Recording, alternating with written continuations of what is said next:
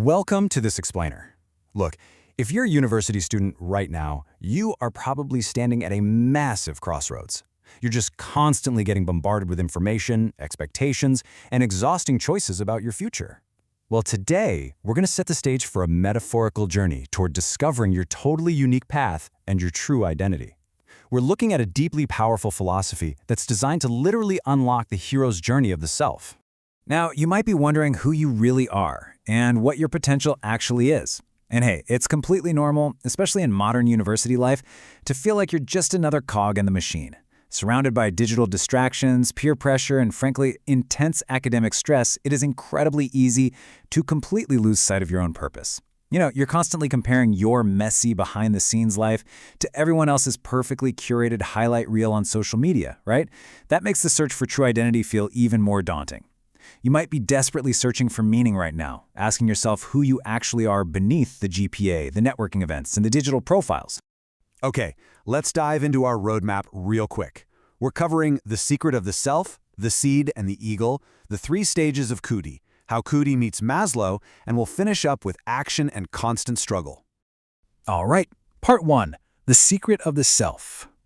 So what exactly does this term even mean? Khudi translates roughly to selfhood, inner awareness, or the divine spark within you.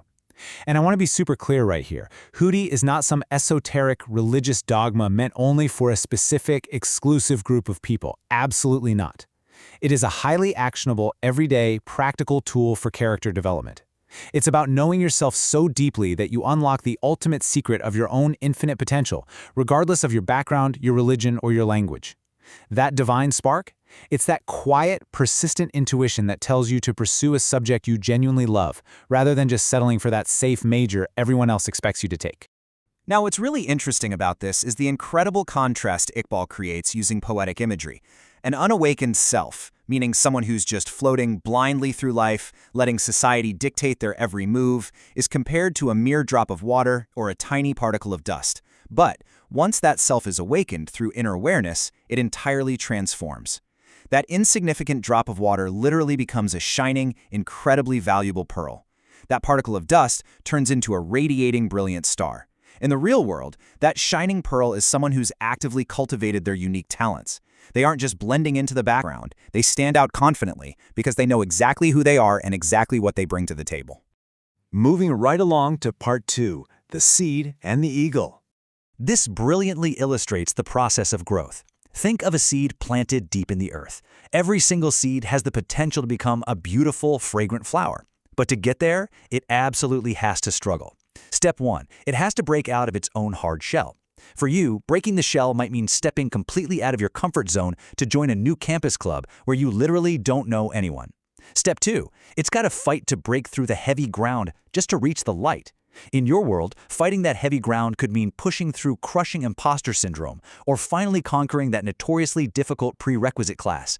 Step 3, fighting against the harsh elements, like the wind and the rain. And finally, step 4, it attains its ultimate goal, its fragrance.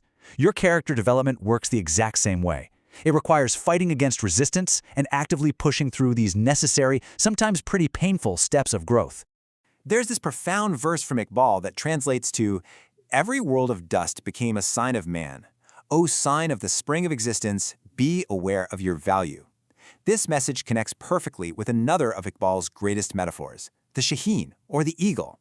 The eagle represents your ability to soar high above the mundane material distractions of campus life. While everyone else is caught up in trivial, everyday drama, the eagle is flying with immense power, true freedom, and a crystal-clear vision of its path. Honestly, it's the perfect analogy for a student who decides to just delete a distracting app from their phone so they can fiercely focus on a passion project that actually matters to them. Okay, let's shift gears to part 3, the 3 stages of Khudi. Iqbal doesn't just leave us with metaphors.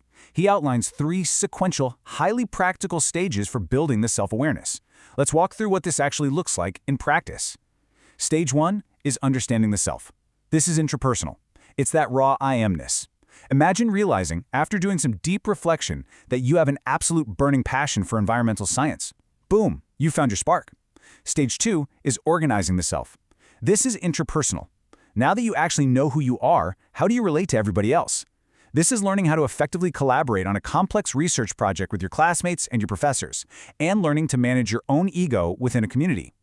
And stage 3 is committing the self. This is the transpersonal stage, where you truly recognize your place in the grand scheme of the universe. For our hypothetical student, this is committing their entire career and life's work to fighting climate change for the greater good of humanity. Which brings us beautifully to part 4, Khudi meets Maslow. So the crucial point here is that it is absolutely fascinating to see how perfectly Iqbal's stages map directly onto Abraham Maslow's famous pyramid of human needs. Check this out. Iqbal's first stage, the intrapersonal I amness, lines up beautifully with Maslow's foundational physiological needs, that basic survival and foundational awareness. Then Iqbal's second stage, the interpersonal, the self and other, matches perfectly with Maslow's social and belonging needs. And Iqbal's ultimate third stage, the transpersonal, that is essentially Maslow's absolute peak, self-actualization. This really is a total lightbulb moment. The architecture of human potential is truly universal, completely and seamlessly bridging centuries and continents. And finally, part 5, action and constant struggle. Listen closely to this incredibly powerful verse from Iqbal. Take your Khudi to such a height that before making your destiny, God may seek to know your wish. I mean, wow. Let that sink in for a second. True self-actualization isn't about just passively accepting whatever life decides to throw at you. No way. It makes you an active co-creator of your own life and your own destiny. You are elevating your character to a point where your will actually aligns with the universe itself. So, what does all this high-level philosophy look like in your Tuesday morning routine?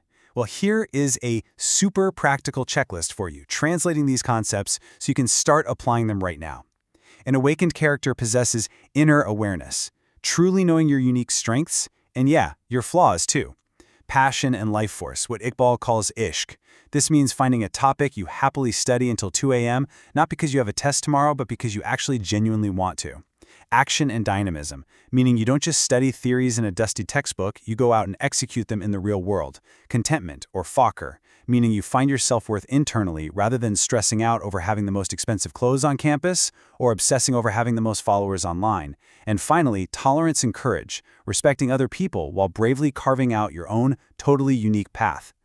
I want to remind you directly of this absolutely core principle. Stagnation is death. Movement is life. Let's be real for a minute. An effortless existence where you take the easiest possible electives just to get a piece of paper, you never challenge your own viewpoints, and you essentially sleepwalk through 4 whole years of college, that is worse than the grave. Sincere, continuous movement with a purpose, taking those scary academic risks, actively embracing failure as a crucial mechanism for growth, and engaging in that constant daily struggle to get just a little bit better, that is the true, vibrant definition of life.